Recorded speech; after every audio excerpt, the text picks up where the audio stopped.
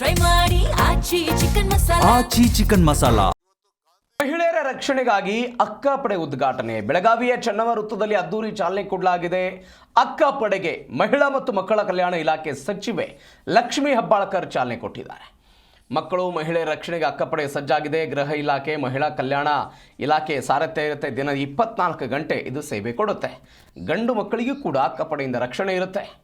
ಮಕ್ಕಳು ಮಹಿಳೆಯರ ರಕ್ಷಣೆಗಾಗಿ ರಾಜ್ಯ ಸರ್ಕಾರ ಇದನ್ನು ಜಾರಿ ಮಾಡ್ತಾ ಇದೆ. ಗೃಹ ಇಲಾಖೆ ಮತ್ತು ಮಹಿಳಾ ಮತ್ತು ಮಕ್ಕಳ ಅಭಿವೃದ್ಧಿ ಇಲಾಖೆಯಿಂದ ಅಕ್ಕಪಡೆ ಕಾರ್ಯನಿರ್ವಹಣೆ ಆಗುತ್ತೆ. ಸಚಿವರಿಗೆ Belagavi SP Ramarajan, police commissioner Bhushan Borase ಸಾಥ್ ಕೊಟ್ಟರು. ಬೆಳಗಾವಿ ಜಿಲ್ಲೆಯಲ್ಲಿ 5 ಅಕ್ಕಪಡೆ ವಾಹನಗಳಿಗೆ ಚಾಲನೆ ಕೊಡಲಾಯಿತು. ಮಹಿಳಾ ಪೊಲೀಸ್ ಸಿಬ್ಬಂದಿಯಿಂದ ಮಾರ್ಷಲ್ ಆರ್ಟ್ ಪ್ರದರ್ಶನ ಆಯಿತು. ಇದೇ ವೇಳೆ ಸಚಿವೆ ಲಕ್ಷ್ಮೀ ಹೆಬ್ಬಾಳ್ಕರ್ ಅವರು ಹೇಳಿಕೆ ಕೊಟ್ಟಿದ್ದಾರೆ. ಮಹಿಳೆಯರ ರಕ್ಷಣೆಗಾಗಿ ಅಕ್ಕಪಡೆ ಕರ್ತವ್ಯ ಮಾಡುತ್ತೆ. 24 ಗಂಟೆಗಳು ಕೂಡ ಇದು ಸೇವೆ ಕೊಡುತ್ತೆ.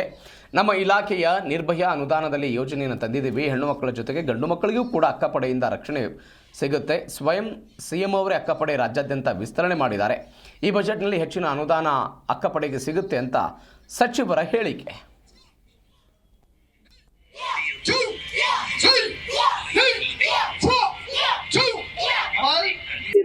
ಯಾಕಂದ್ರೆ ಬಹಳಷ್ಟು ಅಳೆದು ತೂಗಿ ನೋಡಿ ಇವರನ್ನ ನಾವು ತೆಗೆದುಕೊಂಡಿದೀವಿ. ಹೋಮ್ ಗಾರ್ಡ್ಸ್ ದಲ್ಲಿ ಟ್ರೈನಿಂಗ್ ತಗೊಂಡಂತವ್ರನ್ನ 4 ಜನರನ್ನ ನಾವು ಅಕ್ಕಪಡೆಗೆ ತಗೊಂಡಿದ್ದೀವಿ. ಜೊತೆಲಿ 2 ಮಹಿಳಾ ಪೊಲೀಸ್ ಇರ್ತಾರೆ, ಒಬ್ರು ಕಾನ್ಸ್ಟೇಬಲ್ ಆಸ್ ಅ ಡ್ರೈವರ್ ಅಂತ ಇರ್ತಾರೆ. ಟೋಟಲ್ ಆಗಿ 7 ಸಿಬ್ಬಂದಿಗಳು ಒಂದು ದಾರಿಯಲ್ಲಿ ಇರ್ತಾರೆ. ಚೆನ್ನಮ್ಮ ಪಡೆ ಇತ್ತು, ಅದಕ್ಕೆ ವ್ಯತ್ಯಾಸ ಇದೆ, ಅದು ಸೇಮ್ ನೋಡಿ. ಚೆನ್ನಮ್ಮ ಪಡೆ ಅಂತ ಒಂದ್ ಕಡೆ ಇತ್ತು, ಓಬವ್ವ ಪಡೆ ಅಂತ ಒಂದ್ ಕಡೆ ಇತ್ತು. ಬೇರೆ ಬೇರೆ ಬೇರೆ ಬೇರೆ ಹೆಸರು, ಅವರ ಕೆಲಸ ಮಾಡುವಂತ ನೇಚರ್ ಕೂಡ ಬೇರೆ ಬೇರೆ ಆಗಿತ್ತು.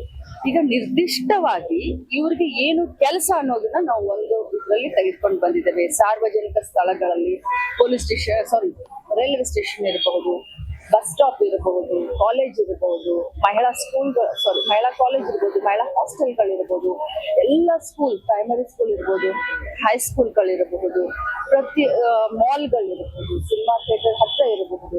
ಸೊ ಪ್ರತಿಯೊಂದು ಕಡೆನೂ ಕೂಡ ಅಕ್ಕಪಡೆ ಓಡಾಡುತ್ತೆ. ಜೊತೆಯಲ್ಲಿ ಹೆಲ್ಪ್ ಲೈನ್ ಕೊಟ್ಟಿದ್ದೀವಿ. 181 ಪೊಲೀಸ್ ಇಲಾಖೆಯಿಂದ ಹೆಲ್ಪ್ ಲೈನ್, 1098 ನಮ್ಮ ಇಲಾಖೆಯಿಂದ ಹೆಲ್ಪ್ ಲೈನ್ ಕೊಟ್ಟಿದ್ದೀವಿ. ಯಾರೇ ಫೋನ್ ಮಾಡಿದ್ರು 5 ನಿಮಿಷದ ಒಳಗಡೆ ನಾವು ರೆಸ್ಕ್ಯೂ ಮಾಡುವಂತ ಕೆಲಸವನ್ನ ನಾವು ಮಾಡ್ತೀವಿ. ಬಹಳಷ್ಟು ಮಾಡರ್ನೈಸ್ಡ್ ಆಗಿ ಟೆಕ್ನಾಲಜಿಯನ್ನು ಯೂಸ್ ಮಾಡ್ತಾ ಇದ್ದೀವಿ. ಇದು ಬರೀ ಮಹಿಳಾ ಮಕ್ಕಳ ಕಲ್ಯಾಣ ಇಲಾಖೆ ಅಷ್ಟೇ ಅಲ್ಲ, ಗೃಹ ಇಲಾಖೆಯ ಸಂಯುಕ್ತ ಆಶ್ರಯದಲ್ಲಿ 2 ಜೊತೆ ಕೂಡಿ ಮಾಡ್ತಾ ಇದ್ದೀವಿ. ಈ ಎಲ್ಲ ಸಿಬ್ಬಂದಿಗಳಿಗೆ ಮಹಿಳಾ ಮಕ್ಕಳ ಕಲ್ಯಾಣ ಇಲಾಖೆ ಪೇಮೆಂಟ್ ನ ಮಾಡುತ್ತೆ ಎವ್ರಿ ಮಂತ್. ಜೊತೆ ಈ ಬಗ್ಗೆ ಹೆಚ್ಚಿನ ಡೀಟೇಲ್ಸ್ ಕೊಡ್ತಾರೆ ನಮ್ಮ ಬೆಳಗಾವಿ ಪ್ರತಿನಿಧಿ ಶ್ರೀಧರ್ ಫೋನ್ ಸಂಪರ್ಕದಲ್ಲಿದ್ದಾರೆ. ಶ್ರೀಧರ್, ಬೆಳಗಾವಿಯಲ್ಲಿ ಇವತ್ತು ಅಕ್ಕಪಡೆ ಉದ್ಘಾಟನೆ ಆಗಿದೆ. ಇದು ಹೆಂಗೆ ಕಾರ್ಯನಿರ್ವಹಿಸುತ್ತಂತೆ, ಯಾರಿಗೆಲ್ಲ ರಕ್ಷಣೆ ಸಿಗುತ್ತೆ, ಏನು ಹೇಳಿದ್ರು ಸಚಿವರು ಇದ್ರ ಬಗ್ಗೆ?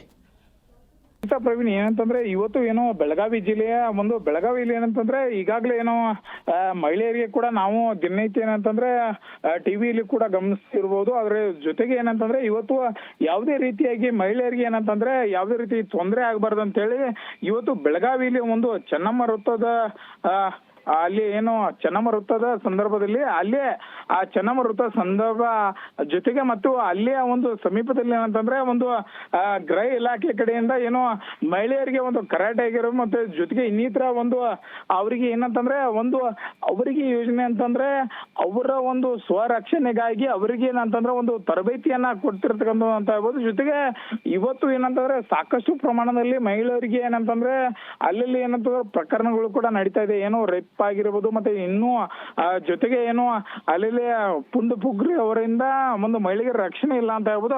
ಅದ್ರ ಜೊತೆಯಲ್ಲಿ ಏನಂತಂದ್ರೆ ಇವತ್ತು ಮಹಿಳೆಯರಿಗೆ ರಕ್ಷಣೆ ಸಿಗ್ಲಿ ಅಂತ ಹೇಳಿ ಇವತ್ತು ಬೆಳಗಾವಿಯಲ್ಲಿ ಅಂತಂದ್ರೆ ಮಹಿಳಾ ಮತ್ತು ಮಕ್ಕಳ ಕಲ್ಯಾಣ ಇಲಾಖೆ ಸಚಿವೆ ಆಗಿರ್ತಕ್ಕಂಥ ಲಕ್ಷ್ಮೀ ಹೆಬ್ಬಾಳ್ಕರ್ ಅವರು ಮಹಿಳೆಯರಿಗೆ ಒಂದು ಕಡೆ ಅವರಿಗೆ ರಕ್ಷಣೆ ಸಿಗ್ಲಿ ಅಂತ ಹೇಳಿ ಕರಾಟೆ ಆಗಿರ್ಬೋದು, ಗೊಂಪ ಆಗಿರ್ಬೋದು, ಮತ್ತೆ ಅವರಿಗೆ ರಕ್ಷಣೆ ಸಿಗ್ಲಿ ಅಂತ ಹೇಳಿ ಈಗಾಗಲೇ ಸರ್ಕಾರದ ಕಡೆಯಿಂದ ಏನು ಮಕ್ಕಳ ಮಹಿಳೆಯ ರಕ್ಷಣೆ ಆಗಿರ್ತಕ್ಕಂಥ ಲಕ್ಷ್ಮೀ ಹೆಬ್ಬಾಳ್ಕರ್ ಅವರು ಜೊತೆಗೆ ಅಲ್ಲಿ ಚೆನ್ನಮ್ಮ ವೃತ್ತ ವೇಳೆ ಒಂದು ಕಾರ್ಯಕ್ರಮ ಮಾಡಿರ್ತಾನೋ. ಆ ಕಾರ್ಯಕ್ರಮದಲ್ಲಿ ಏನಂತಂದ್ರೆ ಲಕ್ಷ್ಮೀ ಹೆಬ್ಬಾಳ್ಕರ್ ಆಗಿರ್ತಕ್ಕಂಥ ಸಚಿವೆ ಅವರು ಕೂಡ ಅವು ಉದ್ಘಾಟನೆಯನ್ನ ಮಾಡಿ ಮಹಿಳೆಗೆ ಯಾವ ರೀತಿಯಾಗಿ ಒಂದು ಯಾವ ಸಂದರ್ಭದಲ್ಲಿ ಯಾವ ಆಯುಧ ಅವರಿಗೆ ಬೇಕಾಗುತ್ತೆ ಮತ್ತೆ ಜೊತೆಗೆ ಅವರಿಗೆ ಯಾವ ರೀತಿಯಾಗಿ ರಕ್ಷಣೆ ಕೊಡಬೇಕು ಮತ್ತೆ ಯಾವ ರೀತಿಯಾಗಿ ರಕ್ಷಣೆಯನ್ನ ಅವ್ರು ತೊಡಗಿಸ್ಬೇಕಂತ ಹೇಳಿ ಈಗಾಗಲೇ ಏನು ಒಂದು ಪ್ರಥಮ ಬಾರಿಗೆ ಕೂಡ ಈಗಾಗಲೇ ಒಂದು ಅವರಿಗೆ ಎಲ್ಲ ರೀತಿಯಾಗಿ ತರಬೇತಿಯನ್ನ ಕೊಟ್ಟಿರ್ತಾರೆ.